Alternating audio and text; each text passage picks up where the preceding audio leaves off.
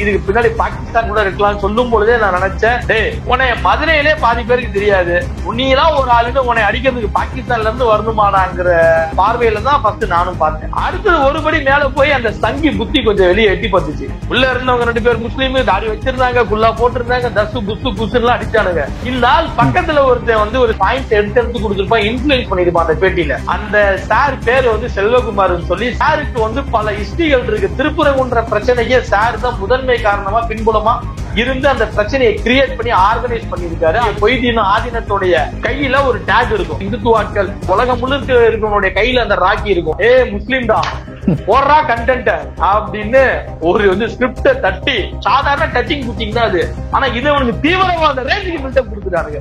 பாஜகவோட மாநில தலைவர் நயினார் நாகேந்திரன் அந்த ஆளுக்கு என்னன்னே தெரியாது, அறிக்கை கொடுக்குறான், இதுல சதி இருக்கு, அவங்களை கைது பண்ணணும்னு. இந்த நீ இப்ப வந்து நம்பி போறியே, எந்த ஆதீனத்தால எந்த ஆதீன மனத்தால சாமானிய இந்துக்களுக்கு பிரயோஜனம் இருக்கு? இவனெல்லாம் பிரதிநிதியா நாங்க ஏத்துக்கலங்க, இவனா சொல்லிக்கலாம்.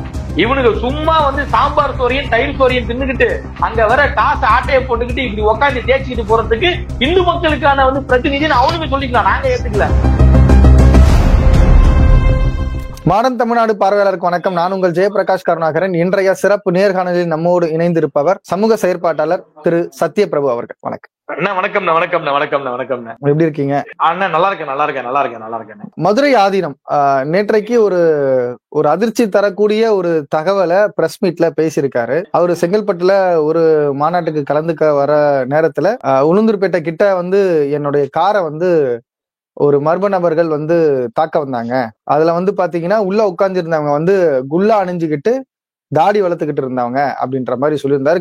ஒரு இஸ்லாமியர்கள் வந்து தன்னை தாக்க வந்தாங்க, இதுக்கு பின்னாடி பாகிஸ்தான் சதி இருக்குமோ அப்படின்ற மாதிரியான ஒரு தகவலை சொல்லியிருந்தாரு. ஆனா காவல்துறை 2 மணி நேரத்திலேயே அது ஒரு சிசிடிவி கேமரா காட்சியை காட்டுறாங்க. அதுல வந்து மதுரை ஆதீனம் தான் வேகமா போயிருக்காங்க, அது போகும்போது அவங்க காரை உரசிட்டு போனதுல நடந்த ஒரு விபத்து தான் அப்படின்ட்டு. இப்படி ஒரு பொய்ய மதுரை ஆதீனம் ஏன் சொல்ல வேண்டியது இருக்கு? அதுவும் குறிப்பா ஒரு மதத்தின் மீது குற்றம் சாட்டி சொல்ல வேண்டியது எங்க இருந்து மதுரை ஆதீனத்துக்கு வந்தது? இந்த பிரஸ் மீட்டை முதல்ல நீங்க எப்படி பாக்குறீங்க? ஆனா இந்த வந்து பிரஸ் மீட்டை பார்க்கும் பொழுதே நமக்கு தெரிஞ்சிச்சு இது ஒரு வந்து திட்டமிடப்பட்ட பொய் கூற்று நம்ம அப்படின்னு நினைச்சோம்னா. அதாவது சிசிடிவி ஃபுட்டேஜ் வரதுக்கு முன்னாடியே நாம அப்படிதான் நினைச்சோம். ஏன்னா என்ன சொல்றாரு, நான் வந்து பாகிஸ்தானை பத்தி பேசினேன், அதனால வந்து இதுக்கு பின்னாடி பாகிஸ்தான் கூட இருக்கலாம் சொல்லும் பொழுதே நான் நினைச்சேன், உன்னை மதுரையிலே பாதி பேருக்கு தெரியாது, நீலாம் ஒரு ஆளுன்னு உன்னை அடிக்கிறதுக்கு பாகிஸ்தான்ல இருந்து வரணுமாடாங்கிற அப்படிங்கிற பார்வையில தான் ஃபர்ஸ்ட் நானும் பார்த்தேன். அடுத்தது ஒருபடி மேல போய் அந்த சங்கி புத்தி கொஞ்சம் வெளியே எட்டி பார்த்துச்சு. உள்ள இருந்தவங்க 2 பேர் முஸ்லீம், தாடி வச்சிருந்தாங்க, குல்லா போட்டிருந்தாங்க, தசு புசு புசுலாம் அடிச்சானுங்க. இதெல்லாம் நம்ம அந்த பக்கம் இருக்கும் பொழுது பேசுற பேச்சாச்சு, இது என்னடா இவனுங்க பேசுறானுங்க அப்படின்னு நம்ம அதை வந்து பார்த்தோம்னா இதுல ஏதோ ஒரு வந்து பிளான் இருக்கு அப்படின்னு நம்மளால வந்து யூகிக்க முடிஞ்சிச்சு. அப்புறம் இது சம்பந்தமா நீங்க வந்து புகார் கொடுத்தீங்களா அப்படின்னு கேட்டதுக்கு அந்த என்ன சொல்றான், இல்ல நான் வந்து சிவபெருமான்கிட்ட வந்து புகார் கொடுத்துட்டேன் அப்படின்னா. அப்ப இப்படி ஒரு ஸ்டேட்மெண்ட் இருந்தால் பொதுவா கொடுக்கும் பொழுதே தெரிஞ்சிச்சு இது வந்து ஒரு வந்து திட்டமிடப்பட்ட பொய் கூற்றுன்னு. அதற்கேற்றார் போல உங்களுக்கு வந்து இது கள்ளக்குறிச்சி மாவட்ட காவல்துறை வந்து ஒரு வந்து சிசிடிவி ஃபுட்டேஜ் வந்து லீக் பண்ணாங்க. அதுல நம்ம பார்த்திருப்போம், இந்த ஆதீனம் போற கார் ஃபார்ச்சுனர், அங்க இருந்து வரக்கூடிய கார் வந்து மாருதி பலேனோ, அந்த கார் இப்படி வருது, இந்த கார் இப்படி போகுது. இப்படி போறப்ப இவர் என்ன பண்றாரா, 2 பக்கமும் பார்க்காம ஃபாஸ்டா அதிவேகமா போறாரு. அப்ப இங்க இருந்து வர காரு வந்து தவறுதெல்லாம் பின்னாடி வந்து இதாகுது, உரசுது. அது வந்து 2 வண்டியிலுமே வந்து அங்கங்க வந்து சின்னதா டச் ஆகுது. இவ்வளவுதான் விஷயம். இதை வந்து கள்ளக்குறிச்சி மாவட்ட காவல்துறை வந்து இந்த வந்து சிசிடிவி ஃபுட்டேஜ் எடுத்து போட்டாங்க. ஒருவேளை இந்த ஃபுட்டேஜை எடுத்து போடல அப்படின்னா, காஷ்மீர்ல பாகிஸ்தான்காரன் அங்க உள்ள வந்து இஸ்லாமிய எல்லாம் சேர்ந்து இந்து மக்களை கொல்றான், இங்க வந்து ஒரு இந்து சமயம் சார்ந்த சைவ சமயம் சார்ந்த மதம் சார்ந்த இந்துத்துவவாதிக்கு ஆன்மீகவாதிக்கு சாமியாருக்கு பாதுகாப்பு இல்ல, இந்து முஸ்லிம் கலவரத்துல கொண்டுட்டு வந்து விட்டு ஒரு மாபெரும் பிரிவினையை வந்து ஏற்படுத்தியிருப்பாங்க. ஆனா நல்ல வேலை பாருங்க, அந்த சிசிடிவி ஃபுட்டேஜ் வந்ததுனால எப்பா இவன் வந்து ஆதீனம் கிடையாது, இவன் பொய்தீனம், இவன் வந்து கலவர தீனம் அப்படிங்கிற குட்டு வந்து வெளியே வந்துருச்சு. நான் 2 வருஷத்துக்கு முன்னாடி இந்த ஆளை நான் வந்து சந்திச்சிருக்கேன். 2 வருஷத்துக்கு முன்னாடி அந்த ஆளோடைய மனத்திலே சந்திச்சிருக்கேன். ஒரு வந்து 2 மணி நேரத்துக்கு மேலாக நான் அந்த ஆள் கிட்ட வந்து பேசியிருக்கேன். நான் பெருசா அரசியல் அறிவு புரிதெல்லாம் அந்த ஆளுக்கு கிடையாது, ரொம்ப வந்து சின்ன குழந்தை மாதிரி தான் பேசுவாரு. அப்ப அவர்கிட்ட என்னைய வந்து யாரு போய் இன்ட்ரோ பண்ணி விட்டாங்க அப்படின்னா, இந்த இந்து மக்கள் கட்சி இவர் இருக்காருல அர்ஜுன் சம்பத்தும், அப்புறம் அங்க வந்து இந்த ஜாதி கட்சி ஒண்ணு வச்சுக்கிட்டு இந்துத்துவாவுக்கு பயங்கரமா வெறி கொண்டு கட்டிக்கிட்டு இருப்பாப்ல திருமாறன் ஒருத்தர் காடி எல்லாம் வச்சிருப்பாப்ல. திருமாறன் ஜி. ஆமா திருமாறன் ஜி. அத பார்த்தேன்.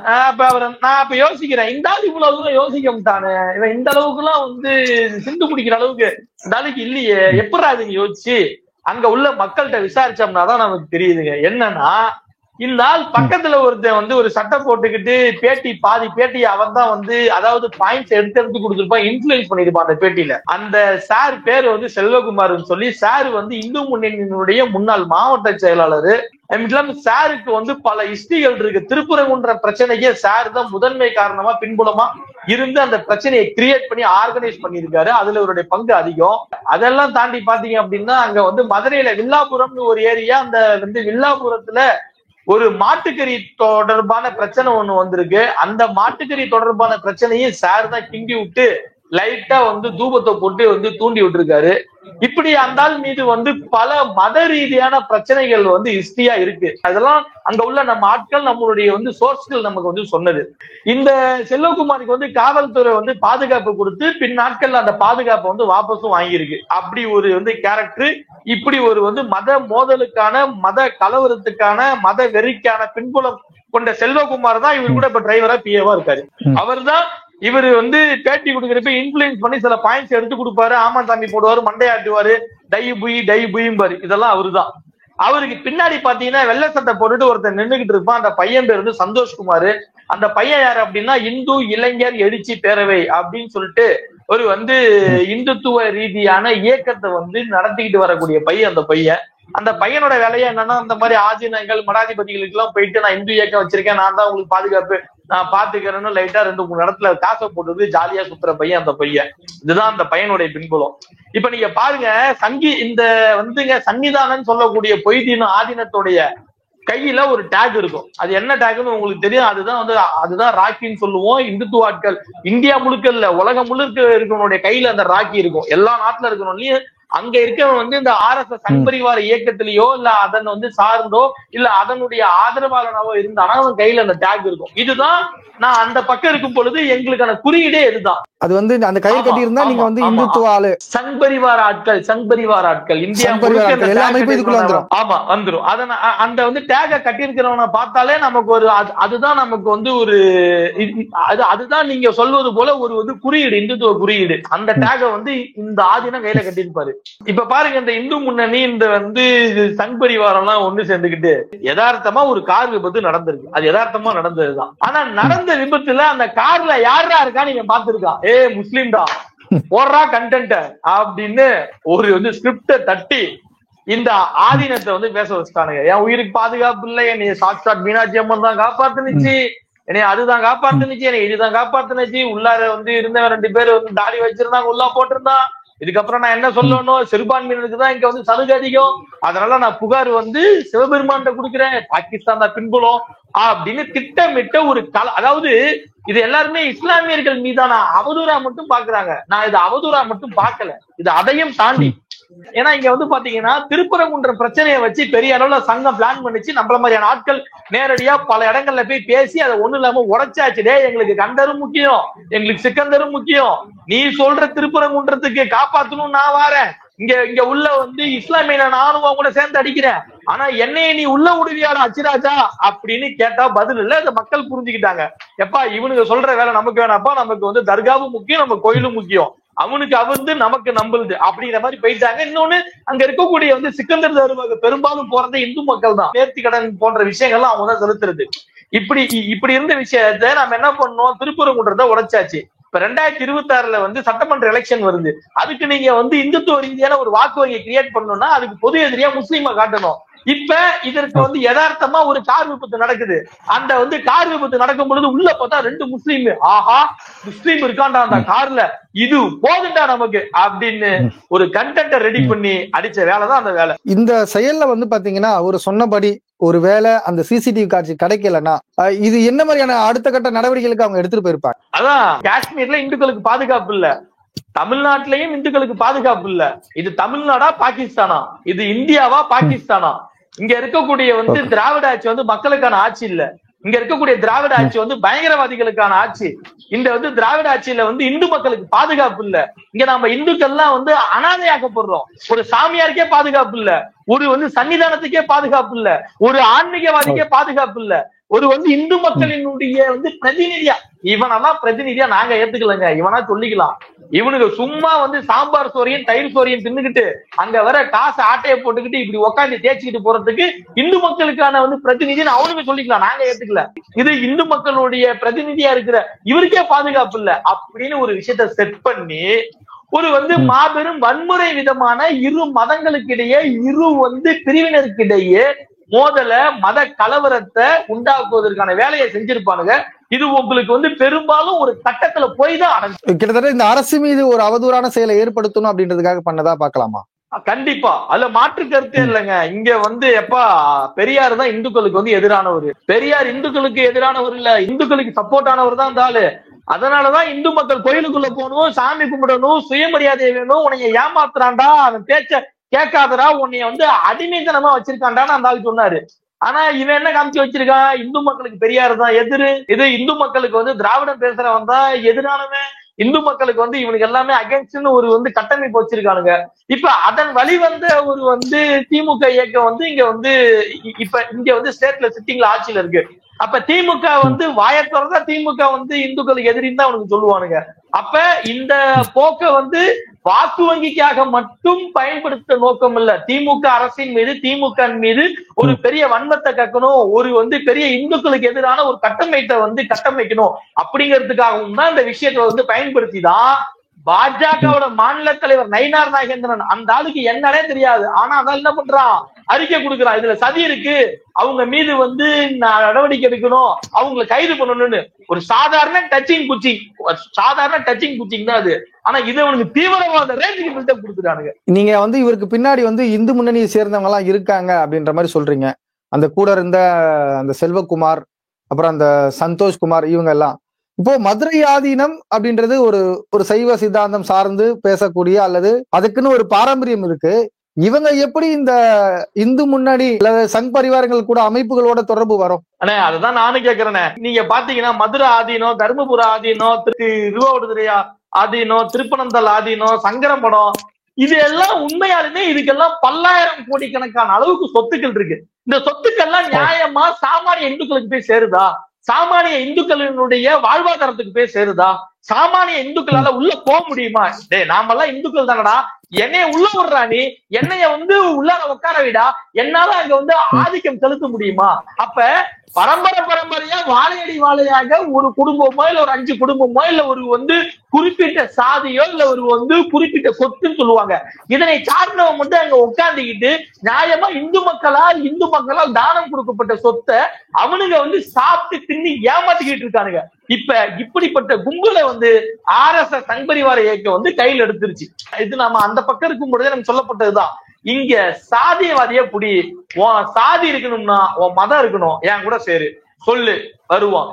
அப்படிதான் இன்னைக்கு பாத்தீங்கன்னா பாமகல இருந்து பல வந்து ஜாதி கட்சிகளுடைய ஆட்கள்லாம் இன்னைக்கு வந்து RSS கூட போயிட்டான். அது ஒரு விஷயம். அடுத்தது இந்த மாதிரி சாமியாரு, துறவி இப்படின்னு ஊரை ஏமாத்துறான் பாத்தீங்களா? உண்மையான சாமியாரு, துறவி எல்லாம் வந்து ஊருக்குள்ளே இருக்க மாட்டாங்க. அவன் இந்த மாதிரி சொகுசு வாழ்க்கைலாம் வாழ மாட்டான். அவன் வந்து காட்டை தேடி வானத்தை தேடி அனாந்தரமா அவனருளாலே அவன்தாள் வணங்கி அப்படின்னு அவனை மட்டுமே நினைச்சுக்கிட்டு அவனை மட்டுமே ஏங்கிக்கிட்டு காத்தை மட்டுமே சுவாசிக்கிட்டு இருப்பான். அவன் பேச மாட்டான், மனுஷ கண்ணுல பட மாட்டான். அவன் தான் உண்மையான சித்தர், உண்மையான சாமியாரு. எல்லாம் சும்மா சாம்பார் சொத்தையும் தயிர் சொத்தையும் தின்னுவிட்டு அண்ணாட போய் கஞ்சா அடிச்சுட்டு இது இந்த பக்கம் பாத்தீங்கன்னு வச்சுக்கோங்களேன் படுத்து தூங்கிடும்.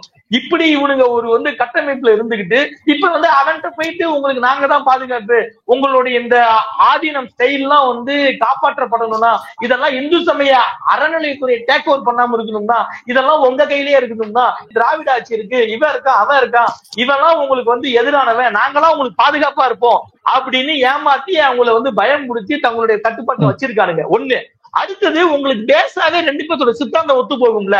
இப்ப RSS சித்தாந்தம்னா எனக்கு கீழே நீ இருக்கணும், உனக்கு கீழே அவன் இருக்கணும், அவனுக்கு கீழே அவன் இருக்கணும், இப்படி ஒரு ஆதிக்க மனநிலை, ஒரு சாதிய படிநிலை கொண்டதுதான் RSS சித்தாந்தம். இப்ப இவனுங்களை எடுத்துங்களேன், இவனுங்களுக்கு கீழே எல்லாமே இருக்கணும், இங்க நான் தான் ஆளு, இங்க நான் தான் சாமியா இருக்கணும், நீ என் காலில் விழணும், இந்த கட்டமைப்பு அவனும் விரும்புறான் இவனும் விரும்புறான். சோ உங்களுக்கு சித்தாந்த கொள்கை ரீதியாவே ரெண்டு பேருக்கு ஒத்து போகுது. அதன் அடிப்படையில தான் இவனுங்க ஒற்றுமையா இருக்கானுங்க. நாம இந்து மக்கள்கிட்ட சொல்றது என்னன்னா, நீ நீ இப்ப நம்பி போறியே, எந்த ஆதீனத்தால எந்த ஆதீன மடத்தால சாமானிய இந்துக்களுக்கு பிரயோஜனம் இருக்கு? சங்கர மடத்தால சாமானிய இந்துக்களுக்காக ஏதாவது ஒரு சின்ன நல்ல விஷயம் இருக்கா? இல்ல சாமானிய இந்துவால உள்ள போய் உட்கார முடியுமா? நம்மளால ஆதிக்கம் செலுத்த முடியுமா? நம்மளைய சாதி ரீதியா ஒடுக்கணும்னு நினைக்கிற RSS காரன கூட சேர்த்து வேஷம் போடுறான். அப்ப இந்த ஆதீன மடத்தெல்லாம் உடைச்சி நாம கையகப்படுத்தணும் அப்படின்னு நான் சொல்றேன். இப்போ நீங்க சொல்றது படி பாத்தீங்கன்னா இந்து முன்னணி அவங்க கூட நல்லா நெருக்கமா இருக்கிறாங்க. எந்த கொள்கையின் அடிப்படையில இந்து மக்கள் கட்சியும் இந்த ஆதீனமும் எதிராக இருக்காங்க? ஏன்னா இந்து மக்கள் கட்சியில இருந்து சோலைக்கண்ணன் அப்படின்னு சொல்லிட்டு மதுரை மாவட்டத்தினுடைய தலைவரா இருக்கிறவர் ஒரு அறிக்கை வெளியிடுறாரு. இந்த மாதிரி மத கலவரத்தை தூண்டு விதமா இவர் பேசியிருக்காரு, அதனால அந்த பதவியில இருந்து தூக்குங்க அப்படின்னு சொல்லிட்டு இவர் ஒரு அறிக்கை விடுறாரு. இப்ப இந்து மக்கள் கட்சிக்கும் ஆதீனத்துக்கும் என்ன பிரச்சனை? ஆனா கட்டிங் பிரச்சனையா இருக்கும், வேற ஒண்ணும் இல்ல. கட்டிங் பிரச்சனை தான். எப்படின்னு சொல்றேன். இன்னொன்னு, இந்து முன்னணியும் இந்து மக்கள் கட்சி ஒண்ணு கிடையாதுன்னு, RSS இந்து மக்கள் கட்சி ஒண்ணு கிடையாது. அர்ஜுன் சம்பத் தன்னைய வெளியே இந்துத்துவவாதி நான் சங்கத்துல இருக்கேன்னு காமிச்சிக்கலாம். ஆனா RSS சங்கத்துக்கு கீழே ஒரே ஒரு அரசியலுக்கான கட்சி, ஒரே ஒரு அரசியலுக்கான அமைப்பு பாஜக மட்டும்தான். ஆனா இவரும் கட்சி வச்சிருக்காரு. அதனால இவரை சங்கம் ஏத்துக்கல, சங்கம் அங்கீகரிக்கலை. இவர் சும்மா இந்த மாதிரி அர்ஜுன் சம்பத் வேலையே இந்த மாதிரி கோவில சாமியார்களை புடிச்சுக்கிட்டு அவங்க 2-3 காசு கட்டிங்க போட்டுக்கிட்டு ஓசி தோத்துட்டு சுத்துறதா அந்த ஆள் வேலை. இந்த ஆதீனத்தை எனக்கு இன்ட்ரோவ் பண்ணதும் அர்ஜுன் சம்பத் தான்.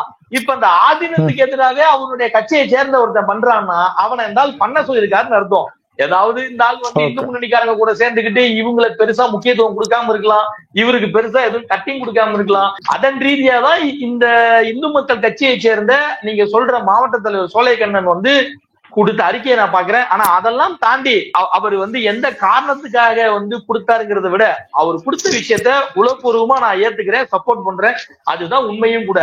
இந்த அவரு கூட நின்ன செல்வகுமாரு, இந்த அவன் பேர் சந்தோஷ்குமாரு, ஏதோ அந்த அதிவேகமா கார் ஓட்டுற பிரிவுகள்ல இது கேஸ் போட்டிருக்கிறதா சொல்லி பார்த்தேன். அதெல்லாம் கூடாது. இவங்க பேர்ல போட்டா அவதூறு பரப்புதல், அதாவது இரு பிரிவினரிடையே மத மோதலை, மத கலவரத்தை உருவாக்குதல், சமூகத்தில் வெறுப்புணர்வை உருவாக்குதல், இப்படிப்பட்ட உள்ளிட்ட பிரிவுகள்ல வழக்கு போட்டு குண்டர் சட்டம் இல்லைன்னா தேசிய பாதுகாப்பு சட்டத்துல இவங்களை உள்ள தூக்கி வச்சு பிதுக்கணும்னு நான் சொல்லுவேன்.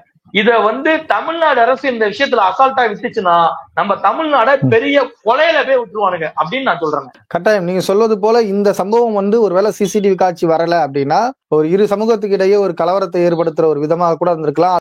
அது காவல்துறையினரால ஒரு 2 மணி நேரத்துல உடனடியாகவே தடுக்கப்பட்டிருக்கு. தமிழ்நாடு காவல்துறை மிக சிறப்பா இந்த விஷயத்துல செயல்பட்டிருக்கு அப்படின்றதா நம்ம சொல்ல வேண்டியது இருக்கு.